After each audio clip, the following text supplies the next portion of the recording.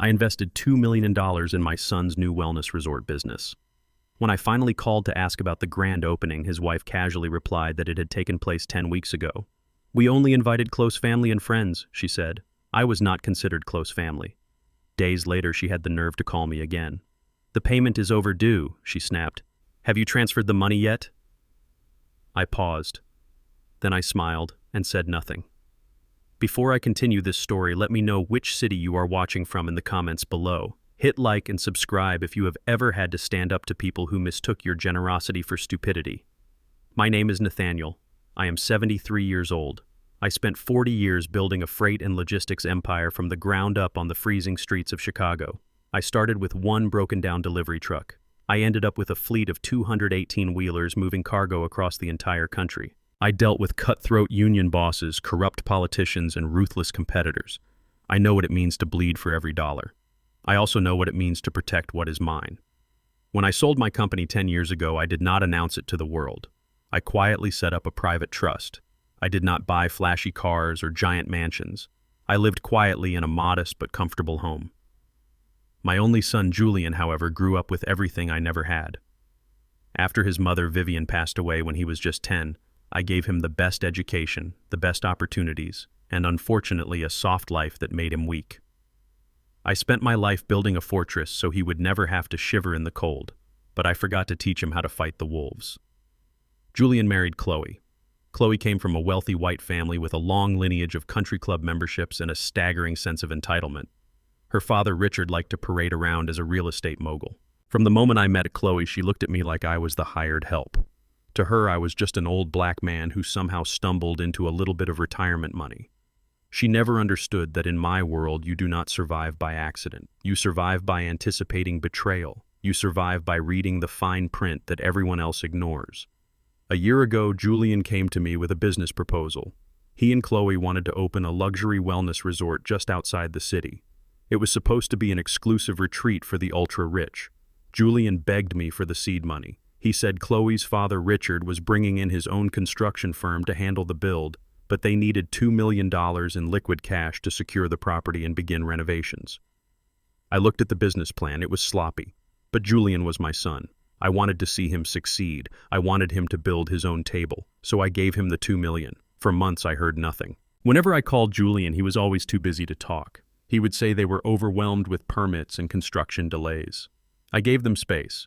I am not a man who hovers. I respect the hustle if the hustle is real. But last Tuesday, I decided I had waited long enough. I sat in my leather armchair, poured myself a cup of black coffee, and dialed my son's number. It rang 4 times before it went to voicemail. I called back. This time Chloe picked up. "Hello, Nathaniel," she answered. She never called me Dad or Mr. Nathaniel. Just Nathaniel, like I was the gardener. I asked her how the resort was coming along. I told her I wanted to know the date of the grand opening so I could book a flight and make arrangements to be there. I even bought a new custom suit for the occasion.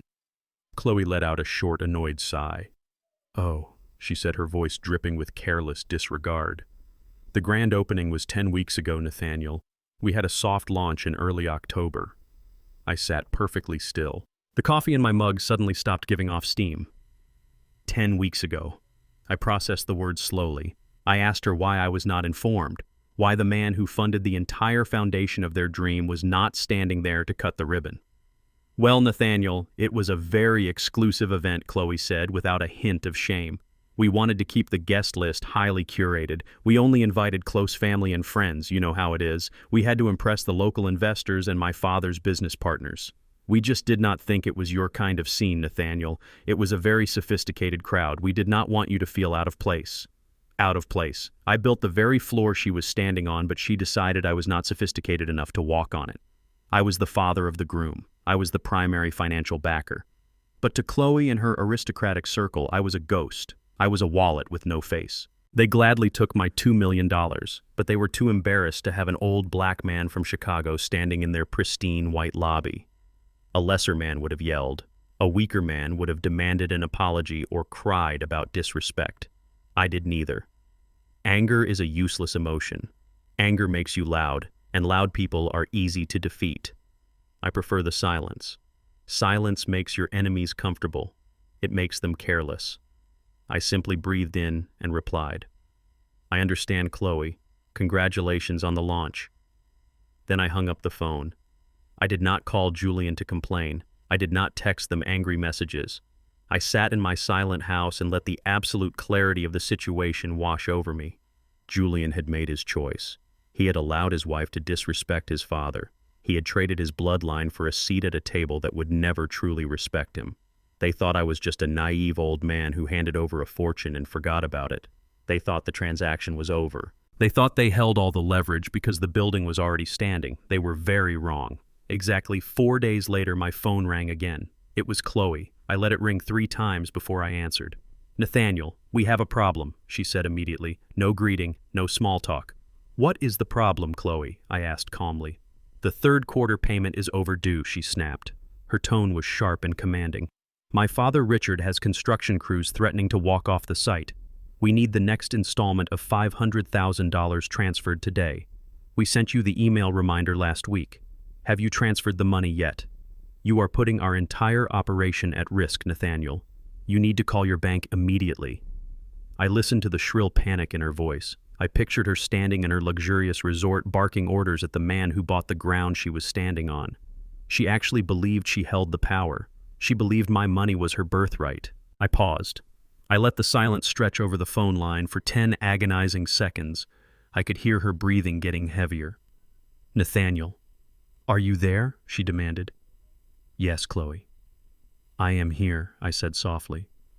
A cold smile spread across my face. A smile she could not see, but I am sure she could feel. "Then transfer the funds," she insisted. I did not say another word. I pressed the red button and ended the call. I placed the phone face down on my desk. I opened my laptop and pulled up the encrypted portal to my private wealth management firm. I looked at the pending transfer of $500,000 scheduled for tomorrow. It was supposed to be the final injection of capital for their operational costs. I did not hesitate. I dialed the direct number to Marcus, my senior wealth manager. He picked up on the first ring. "Good morning, Mr. Nathaniel," Marcus said. "Good morning, Marcus," I replied. "I need you to execute an immediate stop on all scheduled transfers to Julian and Chloe's business accounts. Freeze the outbound ledger entirely.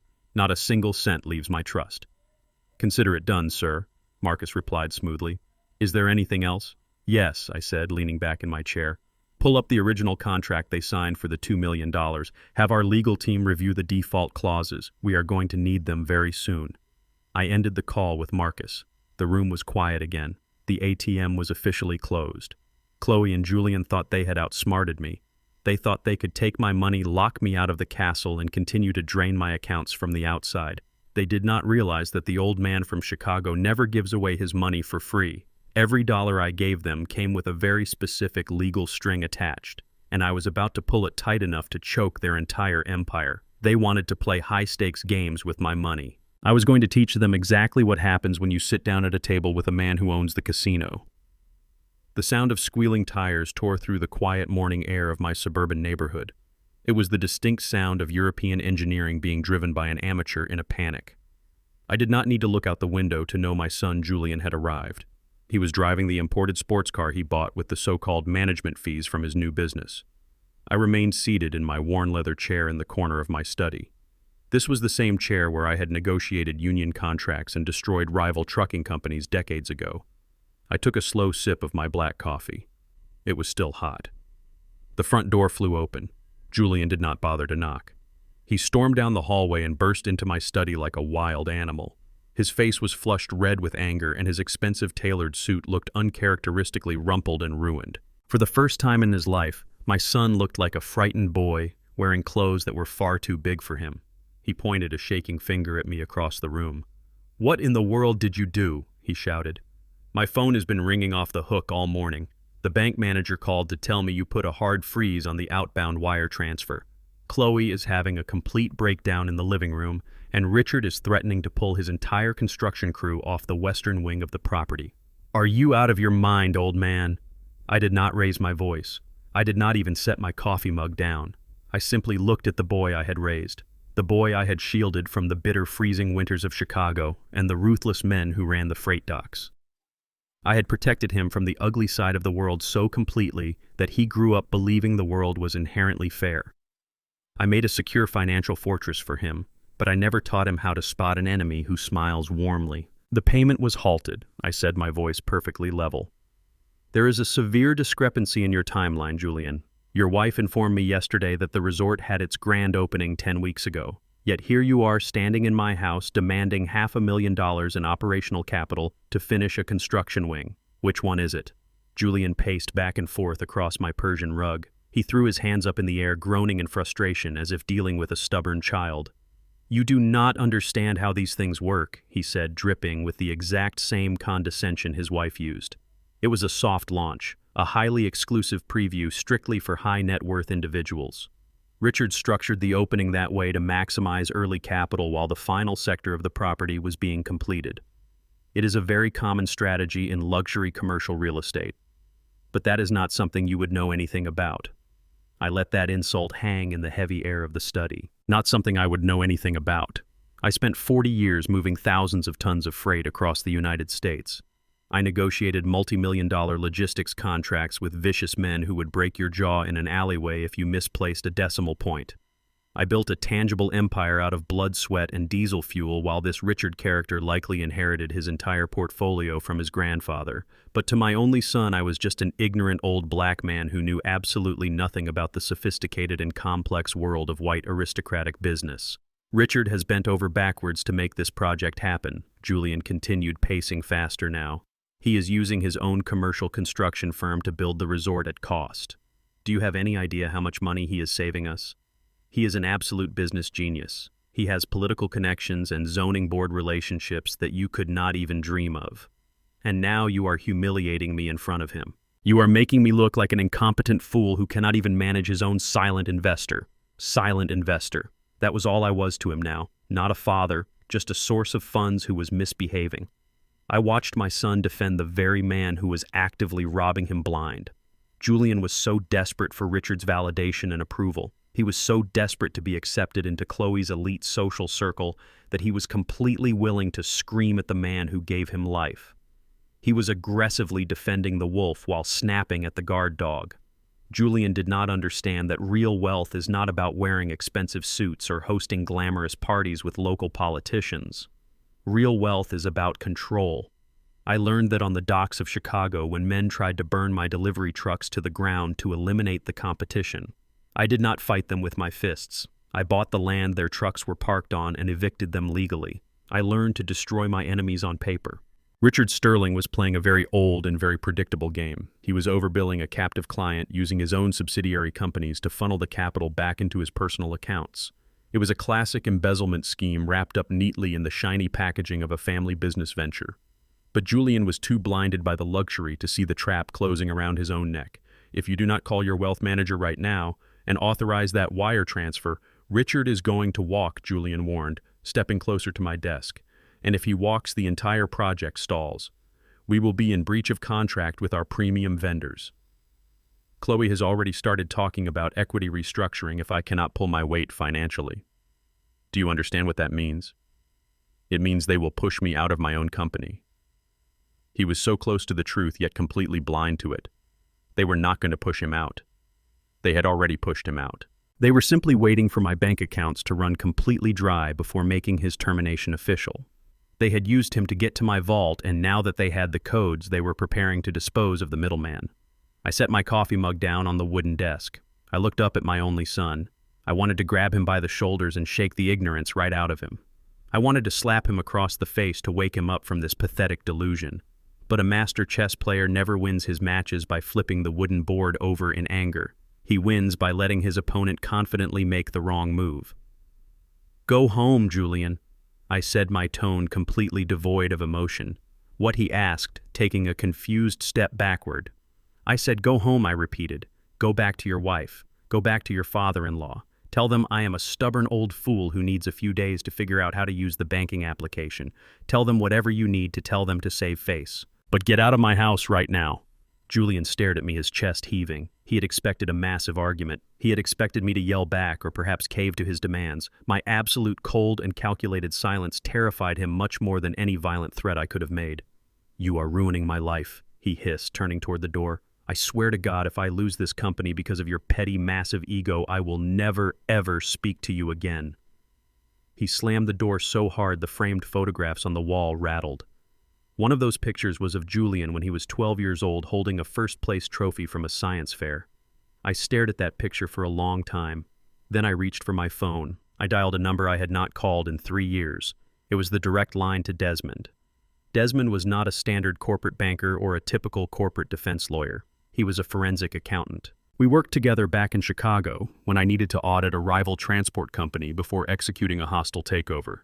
Desmond had a mind like a steel trap and the flexible morality of a starving ocean shark. He did not care about feelings. He only cared about numbers and finding where the bodies were buried. The line clicked open. Desmond, speaking a gravelly voice, answered. "Desmond, it is Nathaniel," I said. "Nathaniel," he chuckled warmly. "I thought you retired to play golf and sit on the porch down in Atlanta. What do you need?" "An audit of your country club membership fees." "I need a bloodhound, Desmond," I said, leaning forward in my chair. "I have a $2 million investment trapped inside a luxury wellness resort project. The operating company is managed by my son and his wife. The primary construction contractor is the wife's father. I need you to rip their financial books wide open.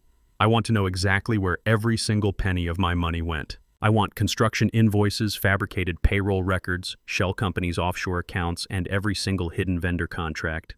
I want everything." There was a brief pause on the line. I could hear the sound of Desmond typing rapidly on a mechanical keyboard. "Who is the father-in-law?" he asked. "Richard Sterling," I replied. "He runs a commercial construction firm right here in the state." Sterling, Desmond muttered to himself. "Give me 48 hours, Nathaniel. If this guy used your money to buy a single pack of chewing gum, I will find the receipt for it. Do not let anyone know you are looking, Desmond. No bank alerts, no state registry pings. Be a ghost. Always my friend. I will call you when I find the corpse." He hung up the phone. I sat alone in the quiet house. Julian accused me of ruining his life. He did not realize I was the only thing standing between him and absolute financial destruction. Richard and Chloe thought they were playing a numbers game with a foolish old man. They thought I was an easy mark who would blindly sign checks just to buy their fake affection. They did not know I spoke the language of numbers more fluently than they could ever hope to comprehend.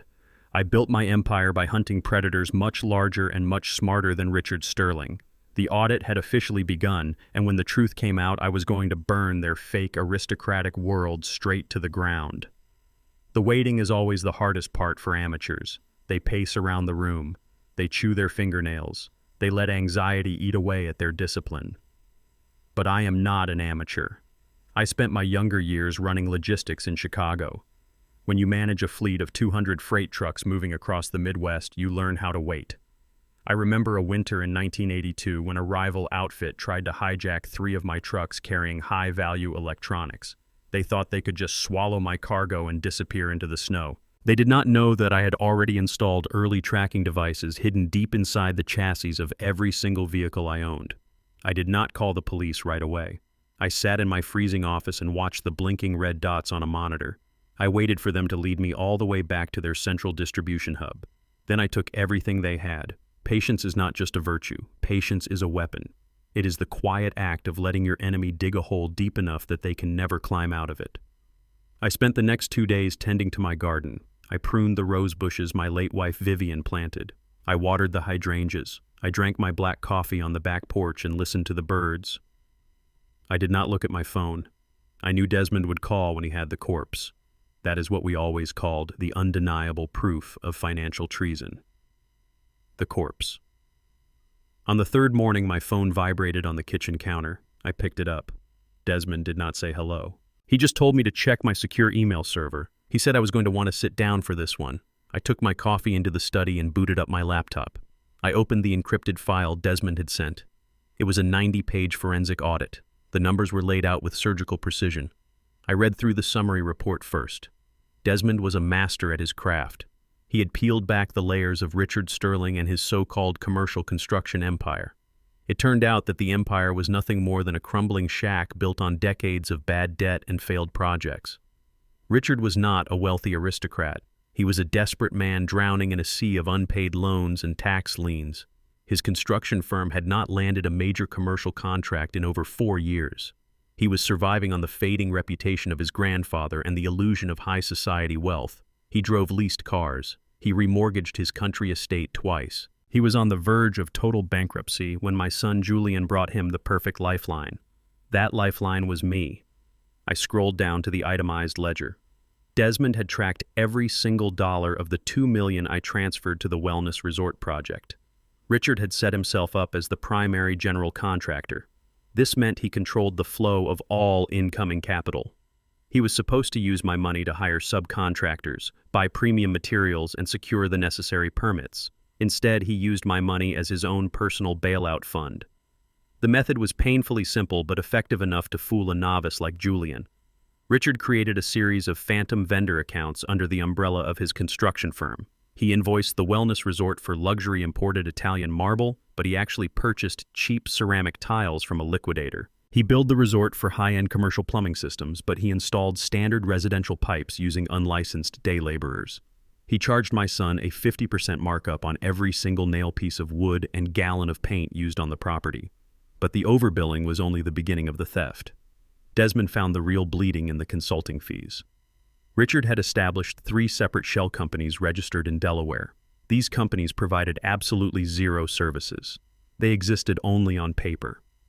Yet every month, Richard authorized massive payments from the Wellness Resort Operating Fund to these phantom companies for things like environmental impact studies, aesthetic design consulting, and logistical management. The invoices were rubber-stamped by Chloe, who was officially listed as the financial director of the resort. My own daughter-in-law was authorizing the theft of my money to save her father's sinking ship. I looked at the final tally at the bottom of the screen. Of the $2 million I had provided, only $600,000 had actually gone into the construction of the building. The remaining $1,400,000 had been systematically siphoned out. Desmond tracked those stolen funds straight through the Delaware shell companies and directly into Richard's personal bank accounts. Richard used my money to pay off his back taxes. He used my money to settle a pending lawsuit from a previous client he had defrauded. He even used $50,000 of my money to buy Chloe a brand new luxury vehicle for her birthday. They had thrown a lavish grand opening party 10 weeks ago using my money to buy the expensive champagne they drank while they laughed at the ignorant old black man who made it all possible. I leaned back in my chair and stared at the ceiling. The sheer arrogance of it all was breathtaking. They did not just steal from me. They treated me like an endless well of stupid money. They thought because I did not come from their world of country clubs and inherited trust funds that I would not understand how to read a balance sheet. They assumed my wealth was a fluke. They assumed I was blind. The most painful part of the revelation was not the money. I could lose $2 million and still sleep soundly. The most painful part was seeing Julian's signature on the quarterly approval documents. He had signed off on the inflated budgets. He had signed off on the phantom consulting fees. I had to ask myself if my son was an active participant in this criminal conspiracy or if he was simply a useful idiot blinded by love and a desperate need to fit in. I reviewed the timestamps on his signatures. They were all executed digitally, often late at night or early in the morning. Julian was never good with numbers. He hated accounting in college. He always signed whatever paperwork was put in front of him if it meant he could get back to the creative side of the business. Chloe and Richard knew this. They weaponized his trust. They weaponized his laziness. They turned my son into an unwitting accomplice in the robbery of his own inheritance. My phone vibrated. It was a text message from Desmond. He asked what my next move would be. He had enough evidence to send Richard to federal prison by tomorrow morning. I typed my reply very slowly. I told him to hold the documents. Sending them to jail from a distance was far too merciful. I needed to watch them burn. I did not want to rely entirely on spreadsheets and forensic audits. I needed to see the theft with my own 2 eyes. The next afternoon, I drove my 10-year-old pickup truck out to the rolling hills just outside the city limits. The entrance to the wellness resort was marked by massive iron gates and a pristine guardhouse. I did not give the uniformed guard my real name. I simply told him I was a delivery driver dropping off some important legal documents for the financial director. He barely looked at my face before lifting the heavy security barrier. That was their very first mistake. Security is always an illusion when you do not respect the people you think are beneath you. I drove up the long, winding driveway lined with imported palm trees that had absolutely no business growing in this harsh climate. I parked my battered truck right next to a long row of sleek European sports cars. I stepped out and looked at the magnificent main building. It was a sprawling estate of glass and stone built entirely on the back of my stolen wealth. I walked through the massive double doors into the main lobby. The air inside smelled of lavender and expensive cedar wood. I looked down at the floor. Desmond's detailed audit had specifically mentioned imported Italian marble, but my experienced eyes told a completely different story. I had handled shipping manifests for commercial construction companies for over 4 decades. I knew the exact difference between authentic heavy stone and high-grade ceramic tiles. Richard had charged my son for a royal palace, but he built a cheap movie set. I walked past the reception desk. The young woman behind the marble counter gave me a highly confused look. I was wearing my old leather work boots, faded denim jeans, and a plain gray wool sweater. In a room full of people wearing expensive designer activewear and flashing diamond tennis bracelets, I stood out like a stray dog at an elite dog show. I did not care. I belonged there more than anyone else in that entire building. I owned the very ground they were standing on. I walked toward the open-air terrace where a country club-style brunch was taking place under the bright afternoon sun. That was where I finally found my daughter-in-law. Chloe was sitting at a large circular table surrounded by 4 other women. They were all dressed in pristine white linen outfits, drinking expensive mimosas out of tall crystal flutes. They were laughing loudly, their shrill voices echoing across the manicured green lawn. Chloe looked exactly like a queen holding court. She was wearing a heavy diamond necklace that I knew for a fact was purchased with the funds meant for the commercial plumbing system. I stood near the edge of the stone terrace, simply watching her. I wanted to see exactly how she operated in her natural environment. She was loudly bragging about the new resort, talking about how utterly exhausting it was to manage such a massive and complex undertaking. She claimed she single-handedly designed the entire wellness program and curated the organic menu. I felt a deep and heavy sense of pity for my son. Julian had traded his soul and his family legacy for a woman who would gladly sell him out for a weekend spa trip. Then, one of her wealthy friends noticed me standing there. She leaned over and whispered something into Chloe's ear, pointing discreetly in my direction. Chloe turned around abruptly. Her bright, fake smile instantly vanished. The fake warmth in her eyes was entirely replaced by cold, hard contempt. She stood up from the table and marched aggressively over to me. She did not bother to pull me aside for a quiet, private conversation. She wanted an audience. She wanted to show her wealthy, aristocratic friends exactly how she handled the hired help. "What are you doing here, Nathaniel?" she demanded, her voice loud enough for all the neighboring tables to clearly hear. "You cannot just wander onto the property uninvited. This is a private club for our exclusive members." I looked calmly at her flushed face. "I wanted to see the grand opening," I said mildly. "Since I missed the first one 10 weeks ago, I thought I would come down and see what my $2 million actually bought. I see it bought a lot of expensive champagne and very cheap ceramic floor tiles." Chloe's face turned a dark, angry shade of red. Her friends were watching her every single move with wide eyes. She stepped much closer to me, aggressively invading my personal space. "Do not embarrass yourself, Nathaniel," she hissed, her voice dripping with pure venom. "You are entirely out of your element here. You look like a homeless vagrant. You are scaring my high-paying clients. I need you to leave my property right now. But before you go, you need to sign the final capital release authorization." She snapped her fingers loudly, and a young, nervous assistant scurried over, handing her a thick leather folder. Chloe forcefully shoved the folder right into my chest. "Sign the papers, Nathaniel," she ordered. "Stop being such a stubborn old fool. Julian told me you are just confused about how to use the banking application. Stop playing these pathetic games and sign the release so my father can finish his important job. If you do not sign this paperwork today, we are going to have our elite corporate lawyers look deeply into your mental competency. You are clearly becoming senile and paranoid." The threat was not subtle in the slightest. She was publicly threatening to declare me mentally unfit simply because I stopped funding her extravagant stolen lifestyle. Her friends were openly staring at us now, whispering fiercely behind their manicured hands. They looked at me with a sickening mixture of pure amusement and deep disgust. They saw a frail old black man being firmly put in his place by a powerful and wealthy young executive. They did not see the silent executioner standing right before them. I slowly took the heavy leather folder from her hands. I opened it and carefully looked at the legal release papers. It was a formal demand for the remaining $500,000 of my money. I looked back up at Chloe. She was smiling a very smug and completely triumphant smirk. She really believed she had won the war. She truly believed she had humiliated me into complete submission in front of her peers. I quietly closed the folder. I did not raise my voice. I did not make a dramatic scene. I simply handed the folder back to her. "I am not going to sign this, Chloe," I said quietly, so only she could hear my words. "I am going to let you and your father keep the fake ceramic tiles and the fabricated consulting fees, but I highly suggest you enjoy your expensive mimosa today, because the massive bill for this little luxury party is coming due very soon." I turned my back on her before she could even process my response or utter another single word. I walked slowly across the wide stone terrace, feeling the judgmental eyes of every wealthy patron burning a deep hole into my back. I walked right past the fake marble floors and straight out the massive double doors of the lobby. I got back into my 10-year-old pickup truck and started the heavy diesel engine. I had seen more than enough of their pathetic illusion today. The steel trap was now completely set. Chloe had blindly stepped into it, and she did not know the jaws were about to snap tightly shut forever. I waited for the retaliation.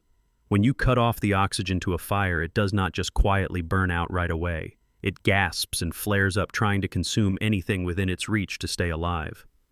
Richard and Chloe were suffocating. They needed my money to keep their fake empire afloat, and I had firmly locked the vault. I knew they would not just walk away. Parasites never let go of the host voluntarily. You have to rip them off. I expected angry phone calls. I expected Julian to come back to my house begging or screaming. But the house remained completely silent for 3 entire days. It was the kind of heavy silence that usually precedes a devastating storm. On Thursday morning, the storm finally arrived. It did not come with shouting or violence. It came in a thick manila envelope delivered by a process server who knocked loudly on my front door. I signed for the package and carried it into my study. I sat down in my leather chair and sliced the envelope open with a brass letter opener. I pulled out a thick stack of legal documents. The seal of the state court was stamped on the very first page. I put on my reading glasses and began to read. I have read thousands of legal contracts in my life. I have read hostile takeover bids, union demands, and bankruptcy filings. But I had never read anything quite as bold and repulsive as the document I was holding in my hands. It was a formal petition for an emergency conservatorship. Chloe and Richard were not just suing me for breach of contract regarding the remaining funds. That would have been a standard business dispute. But a standard lawsuit takes months or years, and they did not have that kind of time. They needed cash immediately. So they chose the nuclear option. They were officially petitioning the court to strip me of my legal autonomy. They wanted the judge to declare me mentally incompetent to manage my own financial affairs. I read through the sworn affidavits attached to the petition. The sheer level of fabrication was almost impressive. Chloe had submitted a sworn statement claiming that I was exhibiting severe signs of advanced dementia. She wrote that my decision to freeze the business capital was not a calculated financial move, but a sudden bout of elderly paranoia. She claimed I was suffering from delusions of theft and persecution. She painted a picture of a confused and aggressive old black man who was actively destroying his own family because his aging brain could no longer process reality. There was another affidavit from a private psychiatrist whom I had never even met in my entire life. This doctor claimed he had reviewed my behavioral history through extensive consultations with my family. He concluded that my sudden withdrawal from public events like missing the grand opening of the resort and my hostile behavior at the country club were clear clinical indicators of cognitive decline. They had taken my calculated silence and weaponized it against me. They took my refusal to play their aristocratic games and diagnosed it as mental illness. The final page of the petition was the most revealing. If the judge granted the emergency conservatorship, all of my assets would be placed under the legal control of a designated guardian, and the name of the proposed guardian was Richard Sterling. They were not just trying to steal the remaining $500,000, they were trying to swallow my entire estate. My house, my private trusts, my offshore holdings, and every single dollar I had bled for on the streets of Chicago. They wanted to lock me in a nursing home and feast on my life work. But the true heartbreak was not the greed of Richard or the malicious lies of Chloe. I had expected them to act exactly like the predators they were. The true heartbreak was found on the second page of the filing. There, right beneath Chloe's signature, was the signature of my only son. Julian had signed the petition. He had officially endorsed the lie that his own father was losing his mind. He had agreed to hand over the keys to my kingdom to the very people who were robbing him blind. I stared at Julian's signature for a very long time. I remembered teaching him how to write his name when he was a little boy sitting right at this very desk. I remembered holding his small hand and guiding the pen. Now he had used that same signature to sign my life away. I realized in that quiet moment that my son was truly gone. The boy I had raised was dead. He had been completely consumed by his desperation to belong to Chloe's world. He was too weak to face his own failures, so he chose to believe their lies. He chose to believe that his father was crazy rather than admit that his father was right. A lesser man would have broken down. A lesser man would have felt fear. The prospect of losing your freedom and your mind in the eyes of the law is a terrifying thing. The legal system is incredibly cruel to the elderly. Once a judge labels you incompetent, it is nearly impossible to prove otherwise. You become a prisoner in your own body, and your wealth becomes the property of your wardens. Richard and Chloe knew exactly how the system worked. They knew that courts often favor the younger, more articulate white family members over the elderly black patriarch. They thought they had found the perfect legal weapon to neutralize me permanently. I put the documents down on my desk. I took a deep breath. I did not feel fear. I did not feel sadness anymore. I only felt a cold, metallic resolve settling deep into my bones. This was no longer just a lesson about financial responsibility. This was a war for my survival.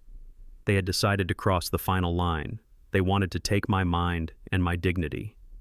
I picked up my phone and dialed the number for Marcus, my senior wealth manager. He answered immediately. I told him to contact the elite corporate litigators we kept on retainer. I did not want the standard family lawyers. I wanted the vicious corporate sharks who dismantled companies for sport.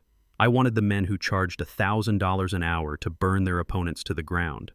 I instructed Marcus to forward the entire forensic audit that Desmond had compiled straight to the legal team. The audit proved that I was not paranoid. The audit proved that my suspicions of theft were entirely factual and mathematically sound. Freezing the accounts was not an act of dementia. It was an act of extreme financial clarity. They thought they had built a brilliant legal trap. They thought they had successfully backed the old bear into a dark corner where he could never fight back. They gladly handed me the very rope they planned to hang me with. I was simply going to tie it into a very tight noose. The greatest weapon in any war is the illusion of your own defeat. I sat in my quiet study and looked at the drafted conservatorship papers resting on my oak desk. Richard and Chloe had played their final card. They expected me to fight back with anger or panic. They expected me to hire family lawyers and drag this ugly dispute through the crowded public courts. But a man who has built an empire from the frozen streets of Chicago does not panic. He simply adjusts the board. I picked up my cell phone and slowly dialed my son's number. Julian answered on the second ring. His voice was thick with defensive tension. He asked what I wanted. I did not raise my voice. I injected a heavy dose of fabricated exhaustion into my tone. I told him he had won. I told him I was too old and too tired to fight my own family in a courtroom. I said my heart could not take the stress of a public legal battle. I asked him to call off the lawyers and the psychiatrists.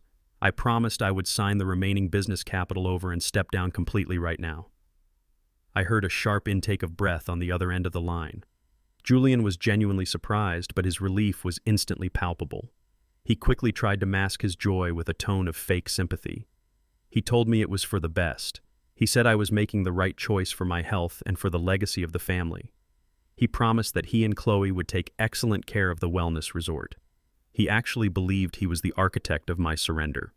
He had no idea he was walking into an open grave tomorrow morning. I told Julian to arrange a formal board meeting for Friday morning.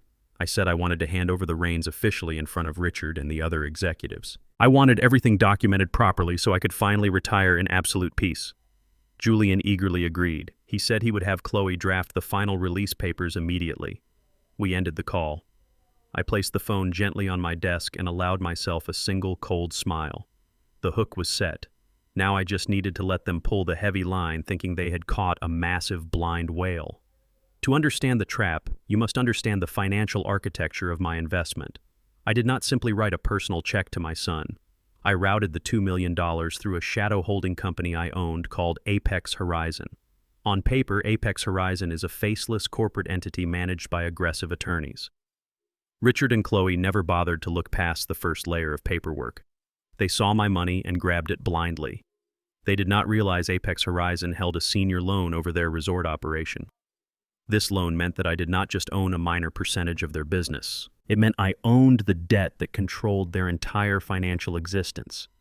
If they failed to make a scheduled payment, my holding company had the legal right to seize all of their operational assets. Chloe had already admitted on our recorded phone call that they were late on their third quarter payment. She essentially confessed to defaulting on the loan. They thought they were pushing a helpless old man out of the picture. They did not realize they were handing me the executioner's heavy axe.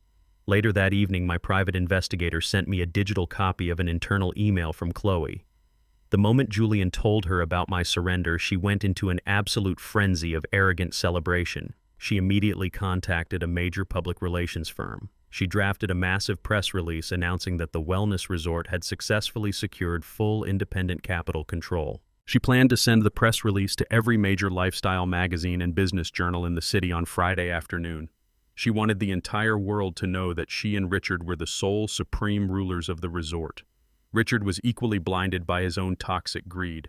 He used his personal credit cards to book a private VIP table at the most expensive steakhouse in the city for Friday night. He invited his wealthy country club friends and his shady business partners to celebrate what he called the ultimate acquisition. They were already spending the $500,000 they assumed I was going to hand over to them. They were drinking expensive champagne and laughing at the stupid old man who gave up his fortune because he was too scared to face them in a legal courtroom. I spent Thursday afternoon preparing for the meeting. I did not wear my old leather boots or my faded denim jeans. I went into my closet and pulled out a bespoke charcoal gray suit. It was the exact same suit I wore 10 years ago when I sold my logistics empire for a massive fortune. I polished my black Oxford shoes until they shined like dark mirrors. I selected a subtle silk tie. If you are going to attend a corporate execution, you must always dress appropriately for the bloody occasion. Vivian always told me to look sharp and dangerous. I stood in front of the bedroom mirror and adjusted my cuffs. I looked at the reflection of the old man staring back at me. My hair was entirely silver, and there were deep lines etched around my eyes. But the fire inside was still burning incredibly hot. It was the same fire that kept me alive when I was starving in Chicago. Chloe and Richard looked at my silver hair and saw a weak and confused victim. They confused my deliberate silence with pure ignorance. They mistook my patience for cowardice. They were about to learn a terrible lesson. I packed my leather briefcase with surgical precision. I included the forensic audit prepared by Desmond showing every stolen dollar Richard funneled into his personal accounts. I included the original loan documents proving that Apex Horizon held the senior debt. I also included a formal notice of immediate foreclosure. The paperwork was devastatingly complete. There were no loopholes and no escape routes. I snapped the brass locks of the briefcase shut. The sound echoed loudly in the empty room like a prison door slamming shut. My son had chosen his side. Now he would have to face the brutal consequences. The night before the meeting, I slept incredibly well. I did not toss and turn with anxiety or guilt. When you know you are completely right, the mind finds an absolute state of peace. I woke up before the sun rose.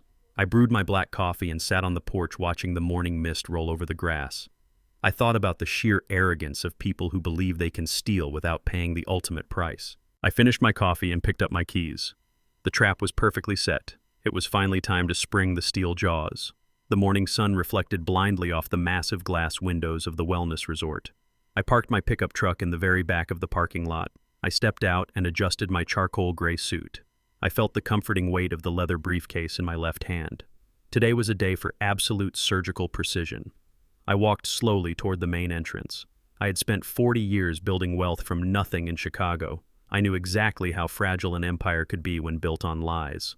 Richard and Chloe were about to learn that brutal lesson today. Inside the main lobby, the air smelled of expensive eucalyptus and false success.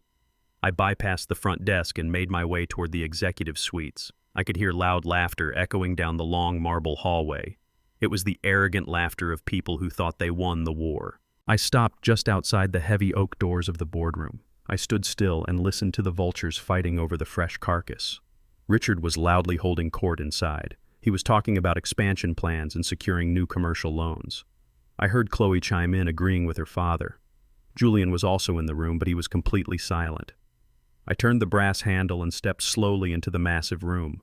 Richard was sitting comfortably at the head of the mahogany conference table. He was leaning back in his leather chair, swirling dark coffee. Chloe was sitting directly to his right. She had a thick stack of legal documents resting on the table.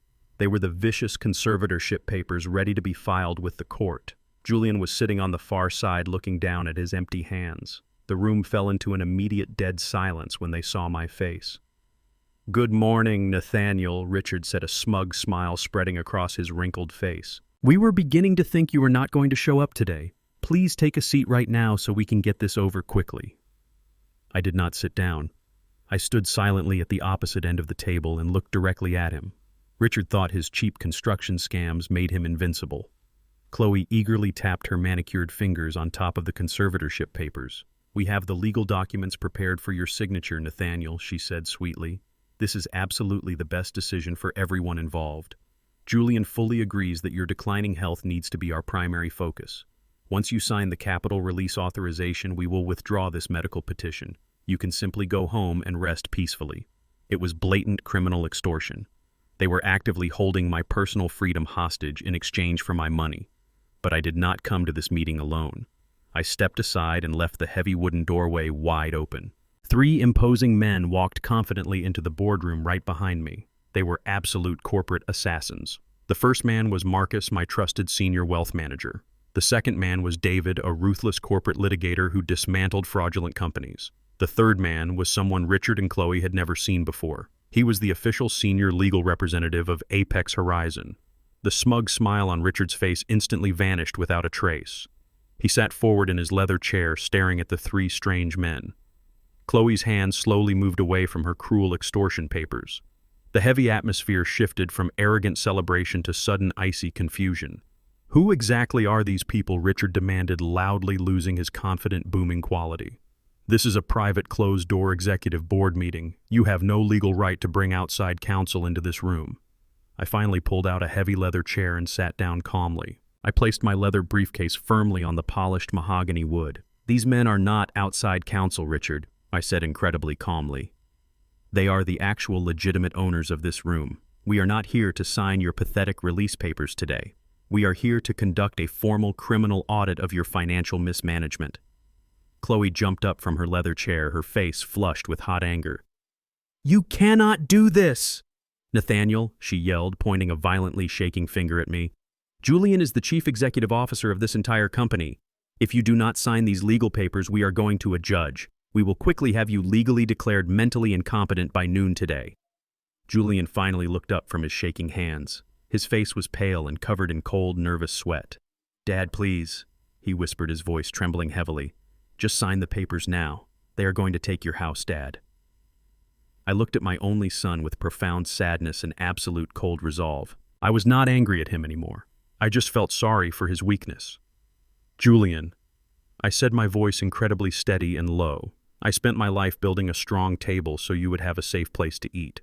But you invited ruthless thieves to dinner and let them steal the plates. I am definitely not going to let it go. I am going to completely break the table." I reached out and clicked the brass locks on my briefcase open. The sharp sound echoed loudly in the silent room like a gun. David, the corporate litigator, stepped forward and placed a heavy stack of reports. It was the complete forensic audit Desmond had meticulously prepared for this day. Every single fake invoice and stolen dollar was documented in absolute devastating detail. Richard looked nervously down at the thick document on the table. The healthy color drained entirely from his face as he read the bold title, "Formal Declaration of Corporate Fraud and Embezzlement." His hands began to shake slightly against the wooden table. "What is this garbage?" Richard stammered weakly, pushing the document away. "I am absolutely not reading this completely fabricated nonsense. My accounting is completely flawless and legal.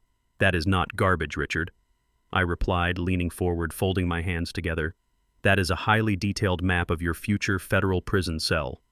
Chloe aggressively grabbed the conservatorship papers and waved them wildly in the air.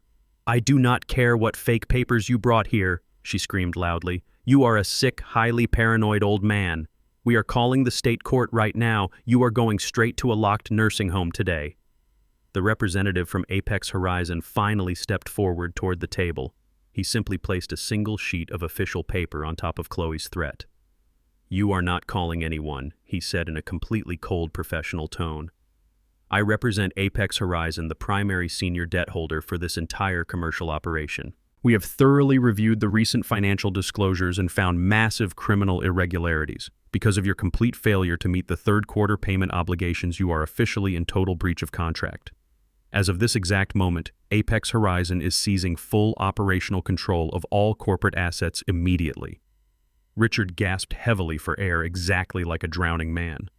Chloe dropped the threatening papers instantly as if they had suddenly caught fire. Julian stared blindly at me in total shock. The boardroom massacre had officially begun. The silence in the boardroom was absolute. Richard stared at the single sheet of paper the representative from Apex Horizon had placed on the mahogany table. His eyes were wide and his mouth was slightly open. Chloe was frozen in her chair. Her face had lost all its arrogant color, turning a sickly shade of pale white. Julian looked back and forth between me and the corporate lawyers. He still did not understand what was happening. He still thought this was just a simple family disagreement. "What kind of sick joke is this?" Richard finally whispered, his voice cracking. He tried to push the piece of paper away, but his hands were shaking too violently. "You do not own anything here, Nathaniel. You are just a silent minority investor. You gave my son-in-law a $2 million equity gift to start this company. I built this place. We own the controlling shares. You have absolutely no legal standing to seize any assets." I looked at Richard with a deep sense of pity. He truly believed his own lies. He had run cheap construction scams for years and assumed the old black man from Chicago was just a walking bank. "I did not give Julian an equity gift, Richard," I said, my voice perfectly calm and steady. "I never give anything away for free. I am a businessman. When Julian came to me asking for $2 million, I did not just write a personal check and hand it over. I directed my wealth management firm to draft a very specific financial instrument." I nodded to David, my corporate litigator.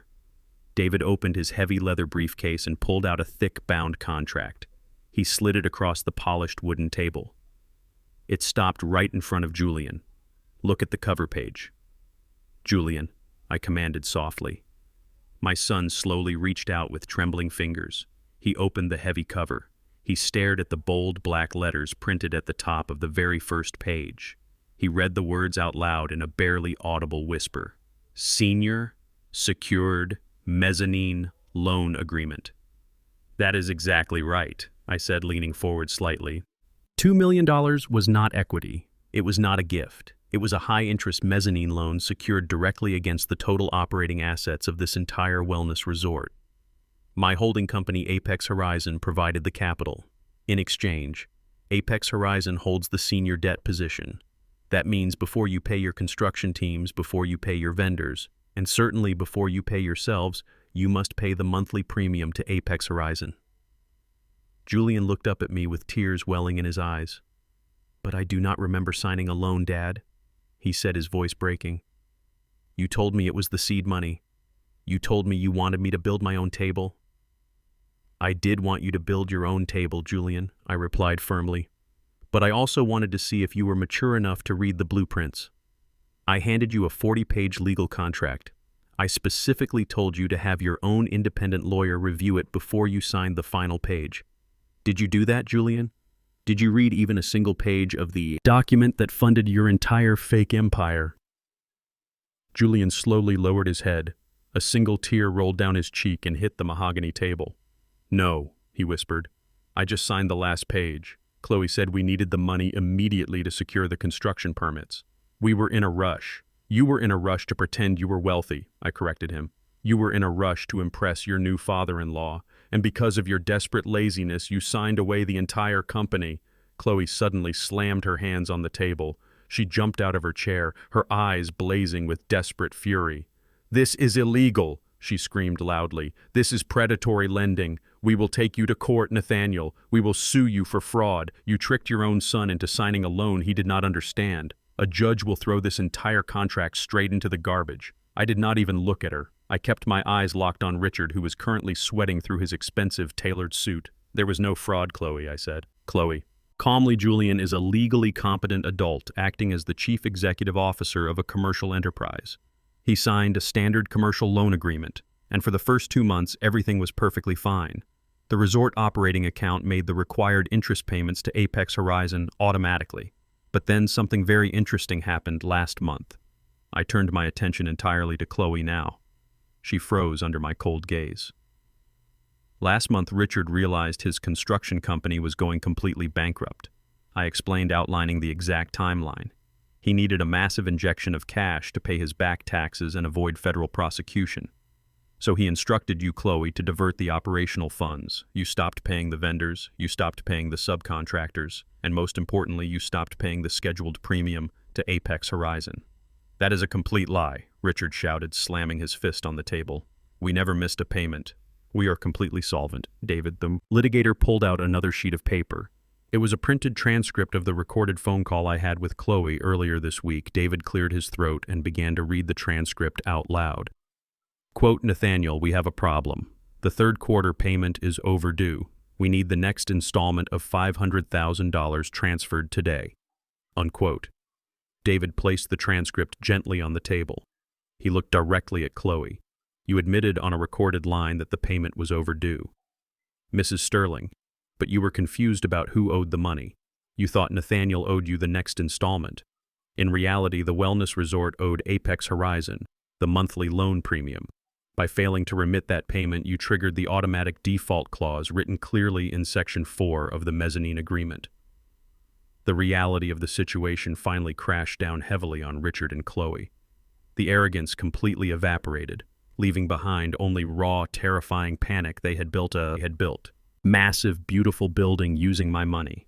They had bragged to all their wealthy friends about their grand success, but because they did not read the contract and because they diverted the funds to save Richard's sinking ship, they had essentially handed the entire property right back to me on a silver platter. What does all this mean? Julian finally asked, his voice completely hollow and defeated. The representative from Apex Horizon answered him without a shred of emotion. It means you are in total default. It means the loan is instantly accelerated and the entire principal balance is due immediately. Since this company does not have $2 million in liquid cash to satisfy the debt, Apex Horizon is legally exercising its right to assume total legal ownership of all assets, property, and business operations. Richard broke the heavy silence in the room with a sudden loud burst of laughter. It was a forced, desperate sound that echoed awkwardly against the expensive mahogany walls. He leaned back in his leather chair and clapped his hands together as if I had just told a highly amusing joke at a dinner party. You really had me going for a second there, Nathaniel. He chuckled, wiping a fake tear from his eye. I will admit you play a very good game of corporate chicken, but you are completely forgetting one massive detail in your little hostile takeover fantasy. This building is appraised at over $10 million, Richard stated proudly. We have built a state-of-the-art wellness resort. We have enough equity to cover your loan. I can call my private bankers and have this property refinanced by Tuesday morning. You do not hold all the cards, old man. Chloe seemed to suddenly regain her lost arrogance. She sat up straight and smoothed her designer dress. Exactly, she sneered. You thought you could trap us, but you exposed your own stupidity. We have a massive equity cushion and do not need your money anymore. We will buy you out and proceed with the conservatorship because you are a danger to yourself. I did not interrupt them. I let Richard enjoy his brief moment of imaginary victory. When you deal with arrogant parasites, you must let them feel powerful right before you crush them. I looked at the representative from Apex Horizon. He nodded and reached into his leather briefcase. He pulled out a dark blue folder with the official seal of the county recorder. He slid it across the table until it rested directly on top of Richard's folded hands. Richard stopped laughing. He looked down at the blue folder. What is this? He asked, his voice losing its confident edge. That is the actual reality of your situation, I said softly. When I ran my logistics empire in Chicago, I learned a very important lesson. The man who owns the building is never the man who holds the real power. The power belongs to the dirt. Richard slowly opened the blue folder. His eyes darted across the dense legal text. I watched his face closely. I watched as his eyes hit the third paragraph of the first page. I watched as the blood completely drained from his face, leaving him looking like a terrified ghost. 6 months ago, when Julian brought me this proposal, I did my own independent research. I discovered that the land this beautiful resort sits on was not purchased by your construction company. You only secured a commercial ground lease from the original private owner. You built a $10 million structure on a piece of land that you do not own. You thought it was a smart way to save capital. It was actually a fatal mistake. Julian looked completely lost. "What does a ground lease mean, Dad?" he asked, his voice trembling with fear. "It means," I explained, keeping my eyes locked firmly on Richard, "that your father-in-law built a castle on rented dirt, and the man who owns the dirt can dictate whatever happens to the castle." Chloe grabbed the blue folder from her father's shaking hands. She tried to read the legal jargon but was too panicked. "What is he talking about, Dad?" she demanded. "Tell him he is lying. Tell him we own this place." Richard did not look at her. He could not look at her. He just stared blankly at the polished wooden table. "Let me translate it for you, Chloe," I said smoothly. 5 months ago, my holding company, Apex Horizon, approached the original owner of this land. We made him a very generous cash offer. We purchased the deed to the property outright. Apex Horizon is not just your senior debt holder. We are also your permanent landlord. The silence that followed was incredibly heavy. It was the crushing weight of absolute financial ruin settling over the room. "If you want to refinance the building, Richard, you need the written permission of the landowner. No commercial bank will give you a $10 million loan on a building that sits on hostile ground. You have absolutely no equity without my land." But that is not even the best part. I continued, allowing a cold smile to finally touch my face. "According to the strict terms of the commercial ground lease, any default on the senior mezzanine debt triggers an automatic forfeiture of the physical improvements. That means because you failed to make your loan payment, you have violated the lease. You do not own the bricks anymore, Richard. They belong to the dirt now, and I own the dirt." Richard clutched his chest, breathing heavily. His entire life of scamming had finally caught up to him. He overcharged his son-in-law. He stole my money to pay his debts. He tried to have me locked away in a mental institution. In return, I quietly and flawlessly stole his entire building right out from under his feet. "You planned this from the very beginning," Chloe whispered, tears of sheer panic finally spilling down her perfectly made-up face. "You set us up. You wanted us to fail." "I did not set you up, Chloe," I replied. "I gave you $2 million and an opportunity to build something real. You chose to steal from me. You chose to disrespect me. You tried to declare me mentally incompetent so you could steal everything I had left. I simply let you build your own trap. I just provided the rope." Julian buried his face in his hands and began to sob openly. It was the sound of a boy realizing he had traded his birthright for a fake crown. He had sided with the people, using him as a pawn, and now he was going down with their sinking ship. The representative from Apex Horizon stood up and buttoned his suit jacket. "As the legal owner of this property and all associated assets, I am formally demanding that you vacate the premises immediately," he stated in a crisp, professional tone. "We have private security teams waiting in the lobby. You have exactly 1 hour to gather your personal belongings. Any attempt to remove corporate documents, financial records, or physical assets will be treated as criminal theft and reported directly to the federal authorities." Richard tried to stand up, but his legs gave out. He collapsed back into his leather chair, a completely broken man. The arrogant real estate mogul was gone. He was nothing more than a cheap thief who had finally been caught by a much bigger predator. Chloe was weeping uncontrollably, her head resting on the mahogany table she no longer owned. I stood up and picked up my leather briefcase. I looked down at the three of them. I did not feel any joy. I did not feel any triumph. I just felt a quiet sense of restored order. The silent adjustment was complete, and I knew that my legacy was perfectly safe now from these greedy thieves. The heavy silence inside the mahogany boardroom was suddenly broken by the sound of Richard breathing. He was gasping for air like a fish thrown onto the dry deck of a boat. The sheer panic in his chest was visible through his expensive tailored suit. He looked at the blue folder containing the ground lease, and then he looked at me. His brain was desperately trying to calculate a way out of the massive steel trap that had just snapped shut around his ankles. He was a man who had spent his entire life slipping through the cracks of the legal system, but he had finally hit a solid brick wall. Chloe was completely frozen in her seat, staring blindly at the polished wood. Julian was quietly weeping in the corner, finally understanding the massive scale of the destruction he had invited into his life. Richard wiped a thick layer of cold sweat from his forehead. He forced a very weak and pathetic smile onto his pale face. He leaned forward and placed his shaking hands flat on the table. "Listen to me, Nathaniel," Richard said, his voice trembling violently. "Let us be reasonable about this situation. We are both businessmen. We both know how the real world works. There is absolutely no need to destroy this beautiful family venture over a simple misunderstanding regarding the loan structure. You have proven your point brilliantly. You are a very smart man. You outplayed me on the ground lease, and I respect that immensely. But you do not want the massive headache of running a luxury wellness resort. You are retired. You do not want to manage staff or deal with health inspectors. I can make this right for you today. I can offer you a very generous buyout. I will write you a check right now for $500,000 cash. You can walk away with a massive profit and we can keep the building. It is a win for everyone. I sat perfectly still and listened to him beg. He was offering me pennies on the dollar for my own money. He was offering me a fraction of the wealth he had stolen from me just to keep the illusion of his empire alive. He still thought I was an amateur who cared about his dirty cash. He still thought I was a poor old black man who would eagerly jump at the chance to hold $500,000. He completely failed to realize that I was not sitting in that boardroom to negotiate a financial settlement. I was sitting there to execute a total demolition. "Richard," I said, keeping my voice incredibly low and calm, "you still do not understand the game we are playing. You think this is a negotiation about real estate. You think I care about the ceramic tiles or the fake marble lobby.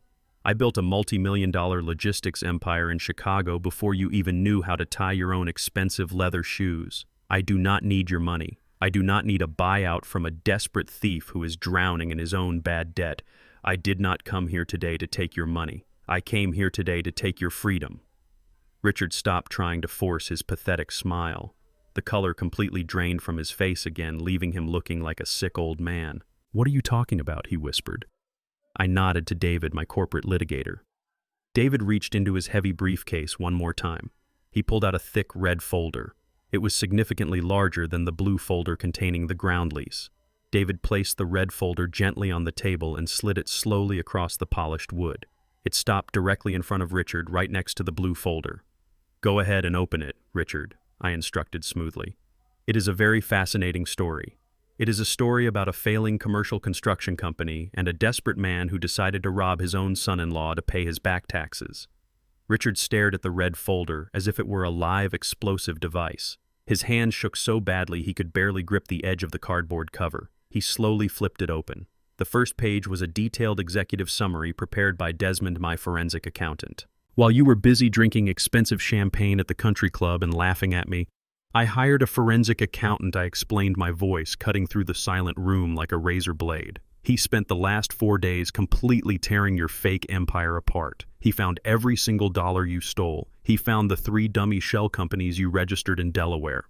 He found the fake invoices you submitted for the environmental impact studies that never actually happened. He found the exact $50,000 wire transfer you used to buy your daughter a luxury car for her birthday, using the money meant for the commercial plumbing system. He tracked every single penny from my senior mezzanine loan straight into your personal offshore bank accounts." Chloe gasped loudly. She covered her mouth with both hands, her eyes wide with absolute horror. She looked at her father, begging him silently to deny the allegations. But Richard could not speak. He was hyperventilating his eyes, scanning the detailed bank records and wire transfer receipts neatly organized inside the red folder. The evidence was absolutely undeniable. It was a complete mathematical map of his criminal behavior. "This is totally inadmissible," Richard stammered weakly, wiping more sweat from his face. "You cannot just hack into my private financial records. This is a massive violation of my privacy. No judge will ever accept this stolen information in a civil court. I will have my lawyers bury you in privacy litigation for the next 10 years. You are still not listening to me, Richard," I said, leaning back in my chair and folding my hands. "This is not going to a civil court. I am not suing you for the stolen money. I do not want the money back. The money is completely irrelevant to me now." Richard looked up from the folder. His eyes were completely hollow and filled with pure, unfiltered terror. "Then what are you going to do with this?" he asked, his voice barely a whisper. "I am not going to do anything with it," I replied, allowing a cold and deeply satisfying smile to finally appear on my face. "I already did it. That red folder is just a courtesy copy for you to read while you wait. The original certified copies were securely delivered to the Criminal Investigation Division of the Internal Revenue Service and the Regional Field Office of the Federal Bureau of Investigation exactly 2 hours ago." The boardroom was instantly plunged into a dead, horrifying silence. The word federal hung heavily in the air like a thick, toxic cloud. Richard knew exactly what that meant.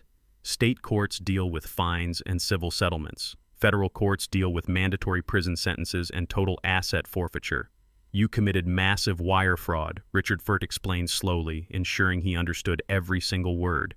You committed felony tax evasion. You engaged in a highly documented conspiracy to commit grand larceny across state lines using the Delaware shell companies. The federal agents do not care about your country club memberships or your wealthy friends. They care about the paper trail, and the paper trail I handed them is absolutely perfect. They are probably drafting the federal arrest warrants for you and your daughter right now. Chloe let out a sharp, agonizing scream. She jumped up from her chair and backed away from the table as if it were on fire. "No," she cried out hysterically. "No, I did not do anything wrong. I just signed the papers my father gave me. I did not know it was stolen money. You cannot let them send me to prison, Nathaniel. I am your family. I am Julian's wife. Please, you have to call them and tell them it was all a big mistake." I looked at the woman who had publicly humiliated me just a few days ago. The woman who had threatened to lock me in a psychiatric ward because I refused to fund her extravagant lifestyle. I felt absolutely nothing for her. "You are not my family, Chloe," I said coldly, "and you did know the money was stolen. You authorized the payments. You wore the diamond necklace bought with my money. You laughed in my face when I asked about the grand opening. You made your bed and now you are going to sleep in it for a very long time." Richard collapsed forward onto the mahogany table. He buried his face in his arms and began to weep uncontrollably. The great aristocratic real estate mogul was entirely destroyed. His fake empire had collapsed completely into dust. He had lost the building, he had lost the land, and now he had permanently lost his freedom. He was going to spend the rest of his life in a federal prison cell wearing a cheap orange jumpsuit instead of a bespoke tailored suit. I stood up slowly and buttoned my charcoal gray jacket. The boardroom massacre was finally over. The silent adjustment was complete. I looked down at the three broken people sitting in the room. They had tried to push an old black man into an early grave, but they ended up digging their own dark tombs. I picked up my leather briefcase and turned my back on them. I walked out of the heavy oak doors, leaving the screaming and crying behind me forever. The air outside the boardroom suddenly felt incredibly clean and fresh. I walked down the long marble hallway with absolute dignity, knowing that justice is not something you passively wait for, but something you forcefully take. The heavy oak doors of the boardroom were closed, but the air inside was completely sucked out of the room. I remained in my leather chair. I had told them I was leaving, but I paused. I wanted to witness the final stage of the collapse. When you back a pack of starving wolves into a dark corner, they do not accept their fate with quiet dignity. They turn their sharp teeth on each other. Richard was the first to show his true animal nature. The terrifying reality of federal prison had completely stripped away his fake aristocratic charm. He wiped his sweating face with his expensive silk tie. His breathing was heavy and ragged. He slowly lifted his head and looked directly at my son. The look in his eyes was pure venomous survival. He was a drowning man looking for a body to stand on so he could catch one last breath of air. Julian, Richard said, his voice shaking but filled with a sudden dark malice. "You are the chief executive officer of this company. You are the one who signed every single quarterly financial report. You are the one who authorized the vendor payments. I am just an independent third-party contractor. I just submitted the invoices. If there was any financial mismanagement, it falls entirely on your shoulders. You were the one in charge of the operational ledger, Julian. You approved everything." Julian looked at his father-in-law with absolute disbelief. The young man who had spent the last 2 years desperately trying to win Richard's approval was suddenly hit by the brutal force of reality. "You told me to sign those papers," Julian stammered, his voice cracking with shock. "You told me the consulting fees were standard industry practice. You said the shell companies were just a normal tax strategy. You guided my hand through every single transaction. I trusted you, Richard. You are my family. Family does not mean anything in a federal indictment, Julian." Richard spat back aggressively. "The federal investigators will look at the signatures. They will see your name on the bottom of the wire transfers. You cannot play the victim here. You were the head of the company. You had a fiduciary duty to manage the capital properly. I simply followed your directives. You are going to take the fall for this, Julian. I will hire the best criminal defense attorney in the state, and I will testify against you to secure a plea deal for myself." The mask had completely fallen off. The elite wealthy patriarch was nothing more than a cowardly rat willing to send his own son-in-law to a concrete prison cell to save his own miserable skin. Julian shrank back into his chair. The betrayal was so absolute and so profound that he could not even formulate a response. He finally understood that he was never part of their family. He was always just a convenient shield. He was the disposable asset they planned to burn when the fire eventually caught up to them. But Richard had made a massive tactical error. In his desperate rush to throw Julian under the bus, he had completely forgotten who actually processed the payments. Chloe suddenly stepped forward, her eyes wide with a terrifying mixture of betrayal and blinding rage. She grabbed the edge of the mahogany table. "Are you insane, Dad?" Chloe screamed at the top of her lungs. Her voice echoed violently against the glass walls. Julian did not process those wire transfers. I did. I am the financial director. My name is on the bank authorizations. If you throw Julian to the federal agents, they are going to drag me right down with him. You used me to steal that money. You told me it was the only way to save our family estate. You told me nobody would ever find out. Shut your mouth, Chloe, Richard roared, his face turning a deep, violent shade of purple. Do not say another word. You are admitting to a crime right in front of them. They already know everything, Chloe shrieked, pointing a shaking finger at the red folder resting on the table. The Federal Bureau already has the audit. My life is completely over because of you. I married this pathetic loser just so we could get access to his father's money. You promised me we would be rich. You promised me we would finally be able to pay off your massive debts and live like real aristocrats. Instead, you turned me into a federal criminal. I am going to lose my country club membership. I am going to lose my friends. I am going to a federal prison because you are a complete failure as a businessman and a complete failure as a father. The words hit Richard like a physical blow to the face. The illusion of their close-knit high society family was entirely shattered into a million sharp, jagged pieces right in front of my eyes. They had spent years pretending to be vastly superior to everyone else. They looked down on people like me. They judged my faded jeans and my old leather boots. They thought their white skin and their fake country club manners made them invincible. But underneath the expensive clothes and the imported champagne, they were absolutely nothing. They were just greedy, miserable parasites turning on each other the second the host cut off their food supply. You spoiled, ungrateful little brat, Richard hissed, stepping toward his own daughter with his fists clenched tightly at his sides. I gave you everything. I bought you cars and jewelry. I paid for your luxurious lifestyle while my own company was slowly bleeding to death. You gladly spent the stolen money, Chloe. You did not ask any ethical questions when you bought that diamond necklace. You did not feel any guilt when you hosted that massive grand opening party. You are just as guilty as I am.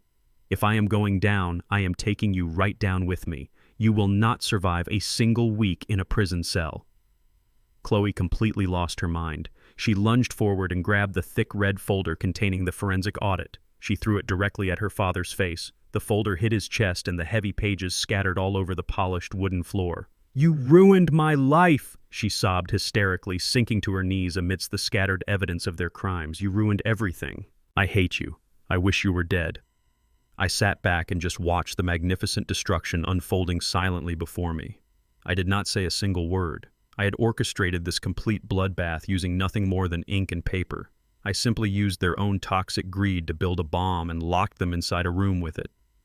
Julian sat in the corner weeping quietly. He watched his beautiful, perfect wife scream vicious curses at her wealthy, perfect father. The fake elite world he sacrificed his own flesh and blood to desperately join was completely burning down right before his very eyes. My silent adjustment was finally perfectly and entirely complete, forever. The screaming inside the boardroom finally died down. The echo of Chloe's hysterical sobbing was the only sound left, bouncing off the expensive mahogany walls. Richard was still on the floor, scrambling to gather the scattered pages of the forensic audit, as if hiding the paper would somehow make the federal charges disappear. I stood by the door, watching them with absolute emotional detachment. The representative from Apex Horizon checked his heavy silver wristwatch. He looked at me and gave a very small nod. The 1-hour grace period was officially over. It was time to clean the house completely. He reached into his tailored suit jacket and pulled out a small black radio. Send the team inside right now, he instructed calmly. Less than 30 seconds later, the heavy oak doors swung wide open. 4 massive men walked into the room. They were not the cheap, untrained security guards Richard had hired to stand around the lobby. These men were elite private contractors wearing sharp black suits and carrying themselves with strict military discipline. They were now directly under my personal payroll through the holding company. Their faces were completely devoid of any sympathy or any hesitation at all. The lead security officer stepped directly toward Richard, who was still kneeling on the expensive rug. "Sir, you need to vacate the premises immediately," the officer stated. His voice left absolutely no room for debate. Richard looked up, his face completely pale. "You cannot do this to me," Richard stammered, trying to regain some fraction of his lost authority. "I am a respected business owner. I built this entire resort with my own bare hands." The officer did not blink. He simply reached down, grabbed Richard by the upper arm, and pulled him to his feet effortlessly like a doll. Chloe backed away until she hit the glass wall. "Do not touch me," she hissed as another guard approached her. "I will walk out on my own. Just give me 5 minutes to pack my office." The representative from Apex Horizon shook his head slowly. "You have no office here anymore," he said coldly. "Everything inside that room, including your computer and your files, is now the legal property of the holding company. You will leave exactly as you are right now."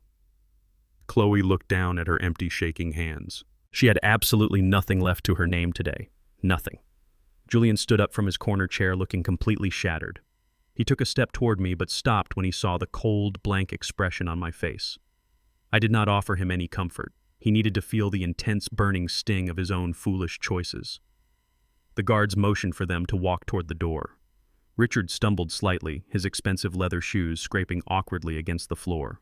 Chloe followed right behind him, keeping her head lowered in deep shame. The grand exit was about to begin. They were forced out of the quiet boardroom and pushed forward. The executive hallway was usually very quiet, but the loud commotion had drawn attention. Several administrative assistants and junior managers had stepped out of their offices to see what was happening. These were the same employees that Chloe had treated like absolute garbage for the past 10 weeks. She had yelled at them constantly over minor trivial details.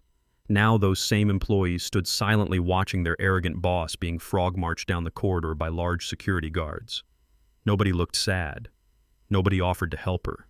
They just watched her massive public downfall with quiet, extreme, deeply hidden, satisfying pleasure. Richard tried to cover his face with his hands as they passed the glass windows of the spa sector. He had spent months parading around this building, acting like a visionary genius who designed everything from scratch. Now he looked exactly like what he truly was, a pathetic, desperate common thief caught red-handed. The guards did not let them use the private rear exit. I had given strict orders to the team leader. They were going to take the longest possible route straight through the very center of the bustling main luxury reception lobby area for everyone to see. The main lobby was completely packed with wealthy afternoon clients. The high society friends that Chloe loved to impress were lounging on the expensive sofas, drinking herbal teas and waiting for their luxury massages. When the heavy corridor doors opened, the wealthy patrons turned their heads to look. The sight was absolutely shocking to them. Richard Sterling, the fake real estate mogul, was being physically escorted by 2 large, intimidating security men. His expensive tailored suit was wrinkled and his face was dripping with a thick layer of cold sweat. The entire room felt completely dead and utterly, totally silent. Chloe walked right behind him, trying desperately to hide her tear-stained face behind her blonde hair. But it was completely useless. One of the wealthy women sitting near the front desk stood up in absolute shock.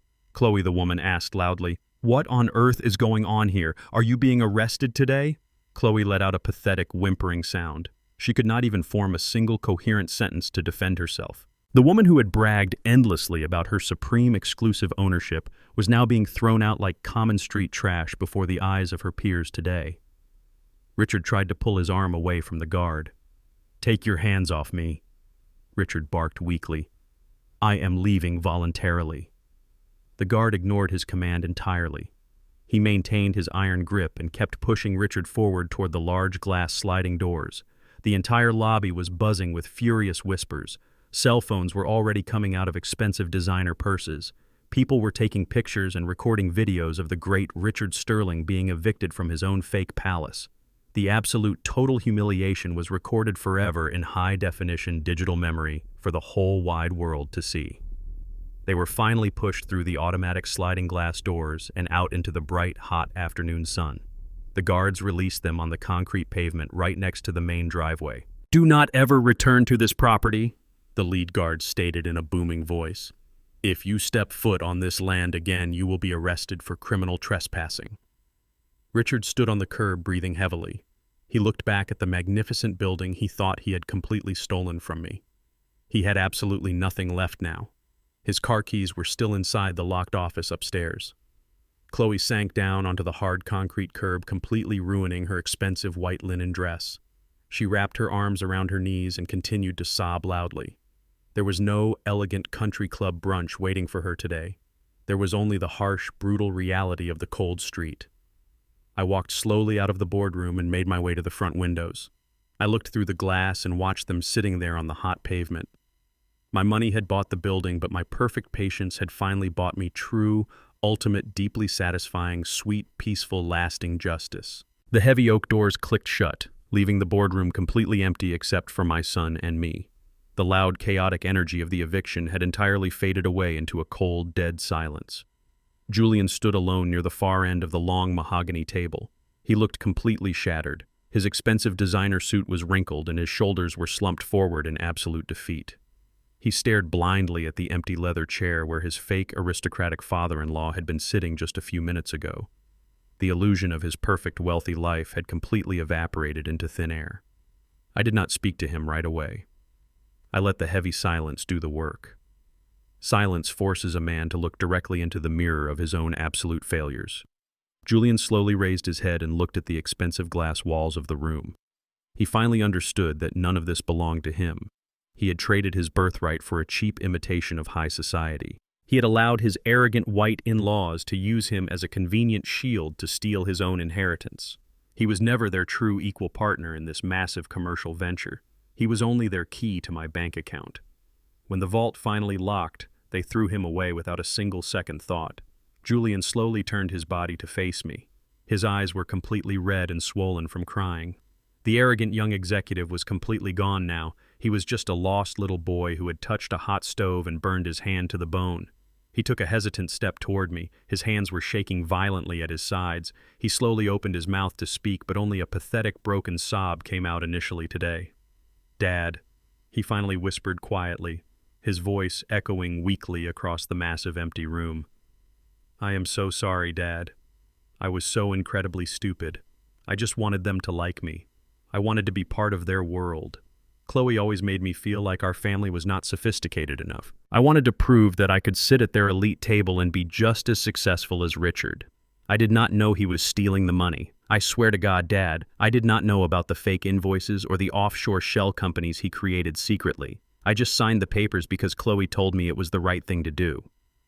Julian continued to sob openly while confessing his absolute ignorance. "I traded everything you built for a complete lie. I let them disrespect you in your own house.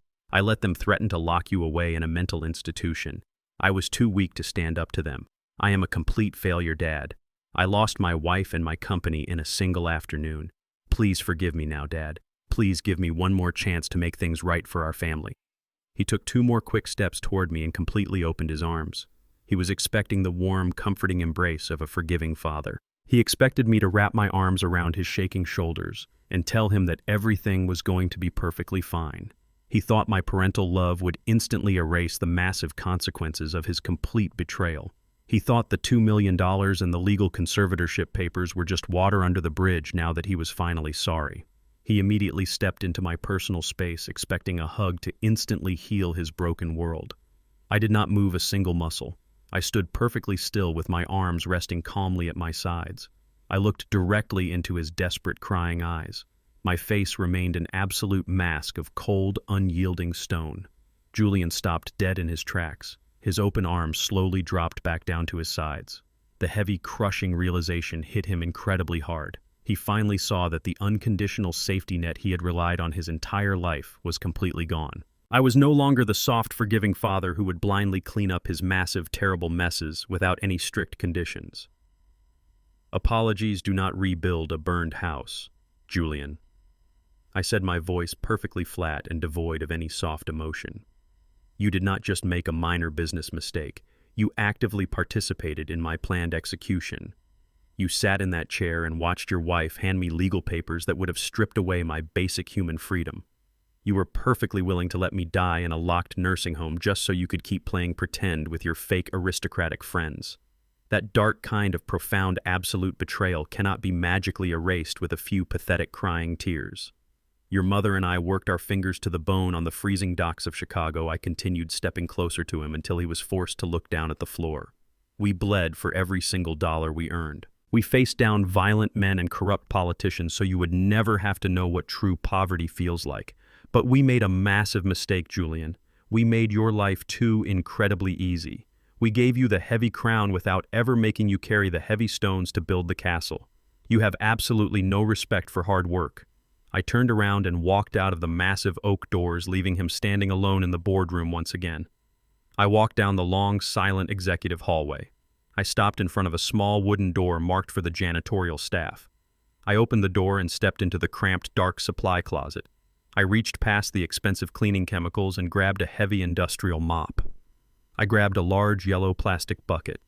I carried these two simple, heavy items back down the long hallway toward the executive boardroom where my broken son was still crying and patiently waiting. I walked directly back into the room and dropped the heavy, wet mop directly at his expensive leather shoes. I dropped the yellow bucket right next to it.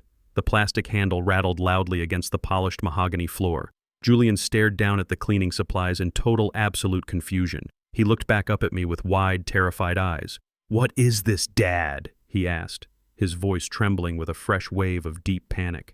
"This is your second chance, Julian," I replied coldly, pointing a single finger down at the dirty mop resting on the expensive hardwood floor today. "You are no longer the chief executive officer of this resort," I stated with absolute finality. "You do not get a corner office and you do not wear expensive suits anymore. If you want to remain on this property, you will work as a janitor. You will clean the toilets and scrub the floors for minimum wage. You will learn the actual value of a single dollar by breaking your back to earn it. You will start at the very bottom just like I did. Pick up the mop, Julian. Pick it up right now or leave my building forever." The very next morning, I walked through the massive glass doors of the resort, not as a silent investor, but as the absolute sole owner. The air inside still smelled of expensive eucalyptus and the lingering stench of false arrogance. I knew the first thing I had to do was completely strip away the toxic culture that Chloe and Richard had carefully built. They had designed this entire place to be an exclusive playground for the wealthy white elite. They cared entirely about vanity, social status, and cheap optical illusions.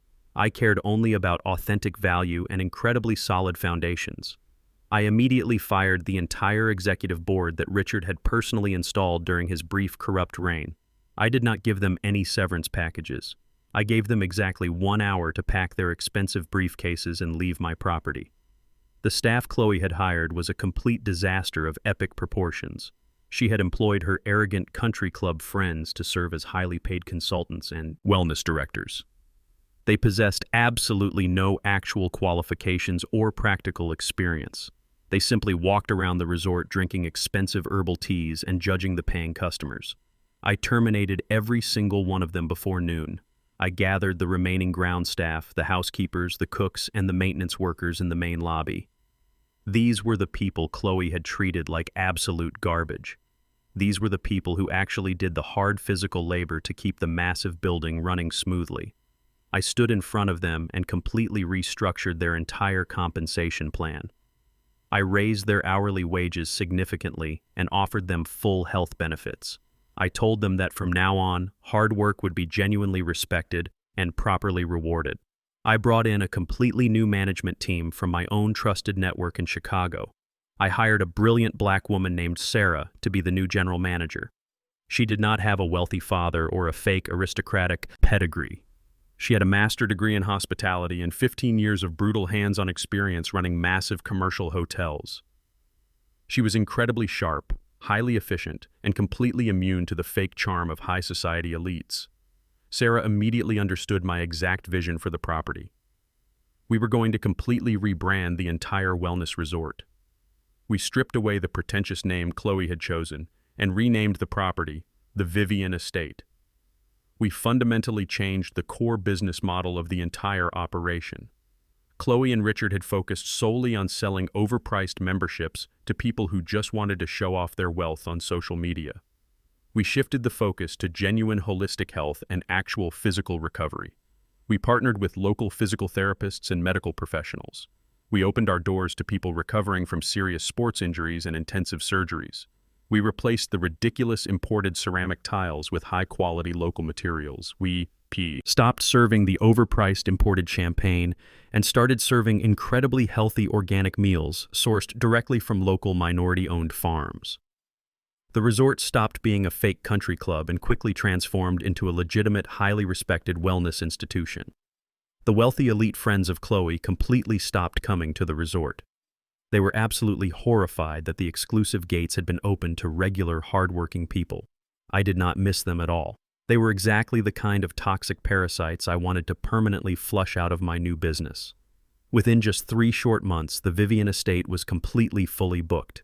We were generating massive legitimate profits because we were offering a genuinely superior service. People recognized the absolute quality and the undeniable authenticity of our new operation. Every single afternoon, I took a long, quiet walk around the beautiful, sprawling grounds of the resort. I watched the new guests walking through the gardens and swimming in the massive heated pools.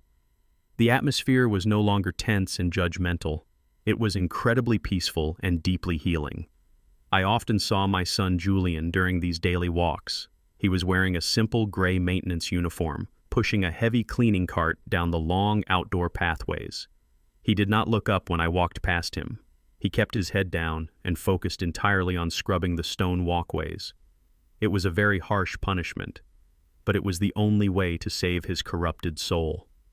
He was finally learning the true, heavy weight of an honest day's labor.